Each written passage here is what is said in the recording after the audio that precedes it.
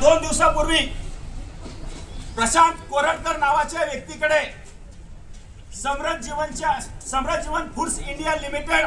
च्या नावाने असलेली जप्त केलेली गाडी, जी गाडी MPID कायद्या अंतर्गत जप्त करून त्याची सूची तयार करून महाराष्ट्राचं गृह मंत्रालयाचे सहसचिव यांच्या आदेशाने महाराष्ट्राचे राज्यपाल यांच्या साक्षीने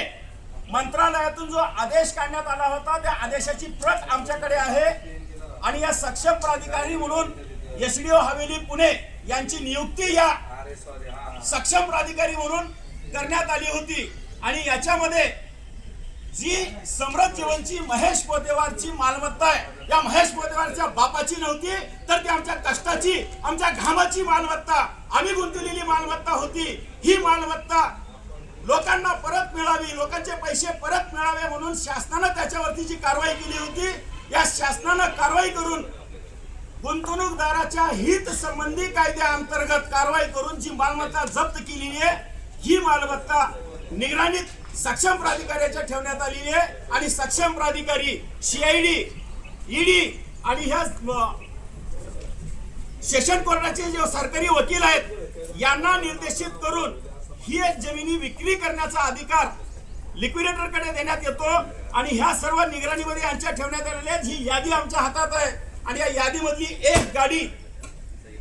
रोल्स रॉयस WB 0102 AB 0123 या नंबरची गाडी प्रशांत कोरटकरकडे आहे।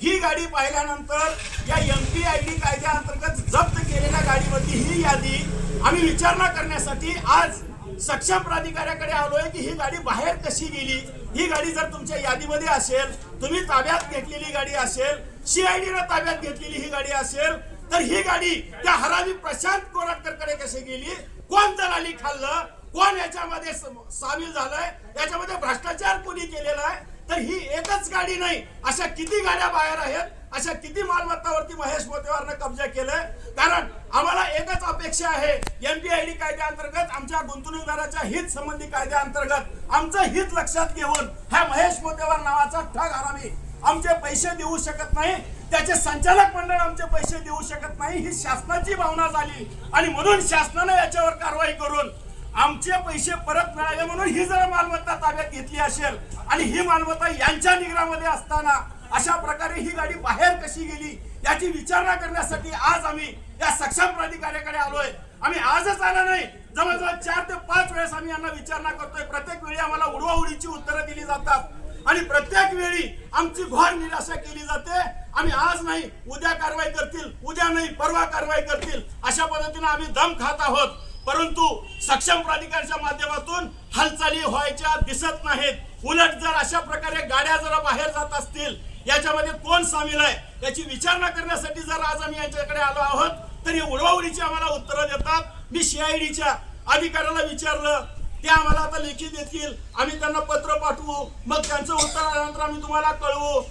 8 वर्ष झाले तुम्ही आतापर्यंत काय केलाय याचा जबाब आम्हाला सक्षम प्राधिकाऱ्यांनी द्यावं आणि जोपर्यंत सक्षम प्राधिकारी आम्हाला जबाब देणार नाहीत आणि या गाड्या जप्त करून या प्रशांत कोरटकरवर आणि जे कोणी याच्यामध्ये सहभागी असतील यांच्यावरती कारवाई करण्याचं लेखी आश्वासन आम्हाला देणार नाहीत, तोपर्यंत आम्ही यांच्या पायऱ्यावरून आज उठणार नाही। जय जनसंघर्ष समिती, धन्यवाद।